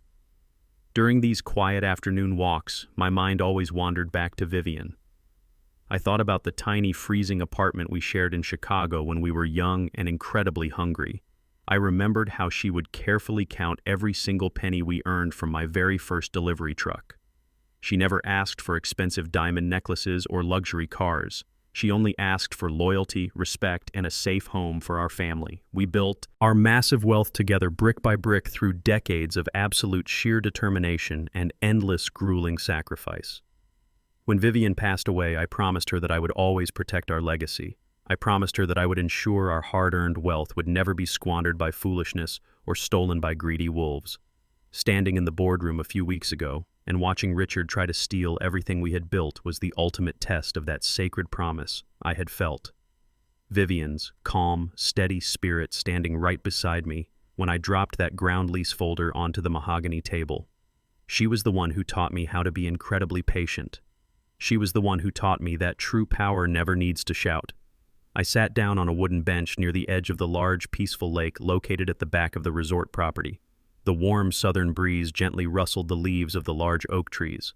I watched a small flock of birds glide smoothly across the surface of the perfectly calm water. I felt a profound sense of absolute closure settling deep into my aging bones today. The war was officially over, and I had emerged completely victorious. I had successfully defended the walls of my fortress against the invaders who tried to destroy me from the inside. I did not just save my financial assets, I saved the fundamental dignity of my family name. Richard and Chloe thought they could easily manipulate an old black man because they believed they were inherently superior. They believed their fake class and their stolen money made them untouchable. But I had completely dismantled their entire pathetic universe, using nothing but the very laws they thought they could manipulate. I had exposed their lies, stripped away their stolen wealth, and handed them directly over to the federal authorities. As the sun slowly began to set over the Vivian estate, I took a deep, long breath of the fresh, clean air. The heavy burden I had been carrying for the past year was finally completely gone. The resort was thriving under Sarah's brilliant leadership. The local community was greatly benefiting from our new, inclusive business model. And my beloved wife Vivian was finally being properly honored every single day by the beautiful, healing sanctuary that now proudly carried her beautiful name. I closed my eyes and smiled softly to myself. The ashes of the massive fire had completely settled, and the strong new foundation was finally perfectly solid forever. Now I could rest, knowing that justice was done. I had proven to everyone that a quiet older man who observes carefully holds more power than any loud, arrogant thief. The wolves were locked away securely in their cages. The fortress was safe. The legacy of true wealth built on authentic character had survived the storm completely intact and entirely victorious and pure. 6 months have passed since the heavy oak doors of the boardroom closed on the fake aristocratic empire. I am standing on the top balcony of the main building of the Vivian estate. The morning air is crisp and cool against my face. I am holding a simple ceramic mug filled with dark black coffee. I do not add sugar or cream. I like the bitter taste because it reminds me of the hard truth of reality. The resort below me is quiet, but it is a different kind of quiet now.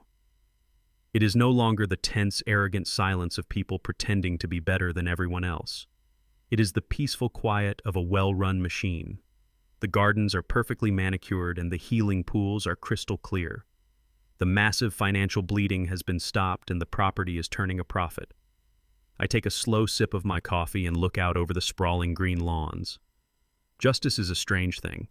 When you finally achieve it, you never feel sudden wild joy. You just feel a settling weight drop away from your shoulders. Richard Sterling is no longer wearing bespoke tailored suits or drinking imported champagne. 2 months after the boardroom massacre, the federal jury handed down a massive 50-count indictment against him. The federal investigators used the red folder of forensic evidence to dismantle his corrupt life. They seized his leased luxury vehicles. They seized his heavily mortgaged country estate. They froze every offshore bank account he had tried to hide his stolen money inside. He thought he could outsmart the federal prosecutors by offering to testify against his own daughter and my son. But the investigators did not need his pathetic testimony.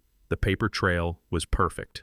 Richard is currently sitting in a secure federal detention center, waiting for his official criminal trial to begin.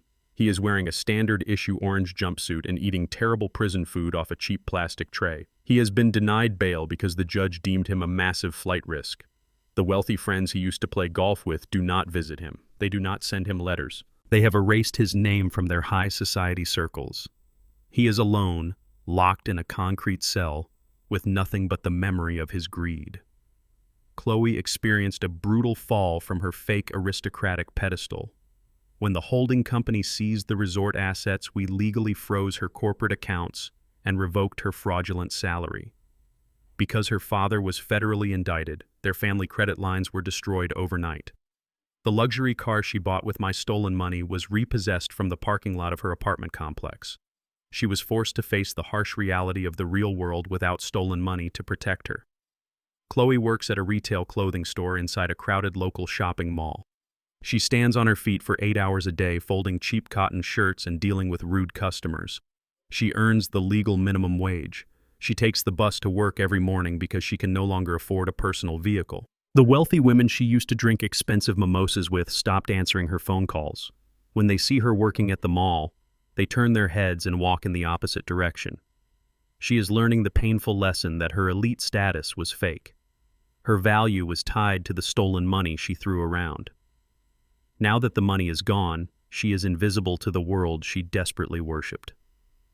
I look straight down from my high balcony and see a young man pushing a metal wheelbarrow across the damp morning grass. He is wearing thick work gloves and a simple gray maintenance uniform. His boots are covered in wet mud. It is my son, Julian. He has been working as a groundskeeper for the past 6 months.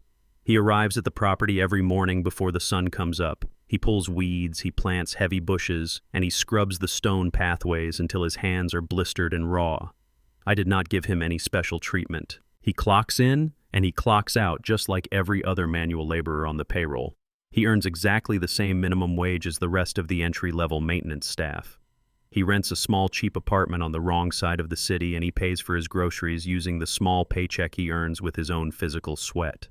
At first, the physical labor destroyed him. He would go home every night with an aching back and exhausted muscles. He wanted to quit 100 different times during that first brutal month, but he did not quit. He kept showing up every morning. Slowly, over the past few months, I have watched a profound change take place inside of him. The soft, weak arrogance he learned from his fake aristocratic wife has been burned away by the hot afternoon sun. His shoulders are broader and his hands are rough and calloused. He no longer walks with the false swagger of a fake executive. He walks with the quiet, solid dignity of a man who finally understands the true value of an honest dollar. He does not ask me for money anymore. He does not ask for a promotion. He simply puts his head down and does the hard, dirty work that is required to keep this property beautiful. I watch Julian stop the heavy wheelbarrow near a large bed of yellow flowers. He takes off his thick leather gloves and wipes the sweat from his forehead. He looks up at the main building and sees me standing on the top balcony. For a long moment, we just look at each other across the wide open distance. He does not wave or smile. He just gives me a small, respectful nod. It is the kind of nod one working man gives to another. I slowly nod back at him. He puts his leather gloves back on, grabs the wooden handles of the wheelbarrow, and goes back to his hard physical labor. That simple, silent exchange is worth more to me than any massive portfolio. My son is waking up from his long, toxic dream. He is finally learning how to build his own table using his own two hands instead of trying to steal a seat at someone else's fake table. I turn away from the heavy wooden railing and walk slowly back toward the glass doors of my private office. The terrible storm that threatened to destroy my family legacy has passed. The greedy wolves have been banished to their cold, lonely cages, and the weak forced to grow strong. I set my ceramic mug down on my oak desk. I pull out my financial ledgers and begin to review the daily operational reports for the Vivian estate. Everything is perfectly organized. Everything is legitimate. I spent my entire life fighting brutal battles so I could build a safe fortress for my family. Now I finally know that the fortress is absolutely secure. The silent adjustment is finished and peace has been permanently restored. The passing of the seasons brings a different kind of clarity. I spend my quiet evenings sitting on the back porch of my home in Atlanta. This is the same home Julian and his fake aristocratic wife thought I was too old and foolish to maintain. The silence in my house is no longer a heavy burden. It is a profound and beautiful, peaceful sanctuary. I do not have to worry about the plotting of false family members anymore. The toxic weight has been completely lifted from my shoulders forever. The wellness resort continues to flourish under Sarah's brilliant and capable leadership. It has become a beacon of genuine health and community strength. But a building is just a building. A true lasting legacy is built in the minds and the hearts of the next generation. I finally realized that the $2 million I gave to Julian was a terrible mistake because it was unearned. I handed a massive fortune to a boy who did not know how to suffer or fight for his own dreams. I decided I would never make that mistake again. I contacted Marcus, my senior wealth manager, and instructed him to establish the Vivian Educational Trust. I fully funded the trust with $5 million directly from my accounts. We created a comprehensive scholarship and grant program specifically designed for young minority entrepreneurs. I wanted to find the young men and women growing up in places exactly like the freezing streets of Chicago or the tough, neglected neighborhoods of Atlanta. I wanted to find the hardworking kids who have the brilliant, bright fire of pure ambition in their eyes, but completely lack the financial capital to build their own tables. Every single month, I sit down in my quiet study and review the grant applications. I read the stories of young black and brown kids who want to start logistics, companies, technology firms, and community health clinics. They do not want free handouts to buy luxury cars or expensive country club memberships to impress people who hate them. They want seed money to buy their first delivery truck or to rent their first small commercial office space to build a real future. When I read their passionate essays, I see the same hungry reflection I had in the mirror 40 years ago. Funding their massive dreams brings me a level of profound, deep satisfaction that I have never felt before. I am finally planting strong seeds in incredibly fertile soil instead of pouring fresh water onto dead, toxic branches. Julian visits me once a month now. He takes the public bus from his small, cheap apartment to my house. He sits on my porch and drinks hot black coffee with me.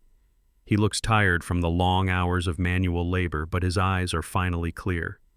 We do not talk about the massive fortune he lost, or the fake aristocratic wife who abandoned him the second the stolen money completely disappeared.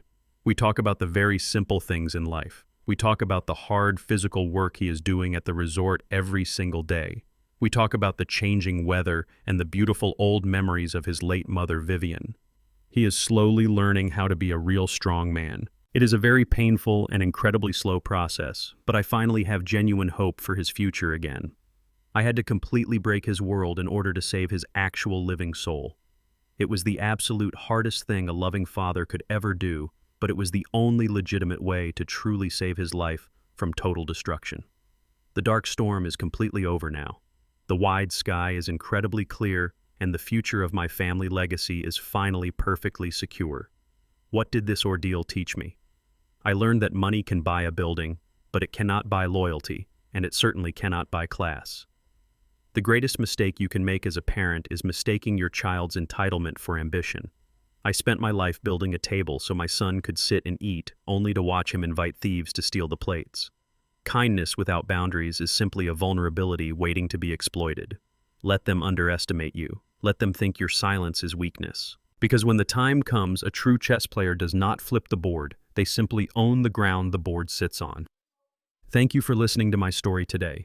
If you found value in this lesson, please let me know which city you are watching from in the comments below. Hit the like button and subscribe to the channel so I can continue sharing more powerful life stories with you. See you in the next video. Ciao.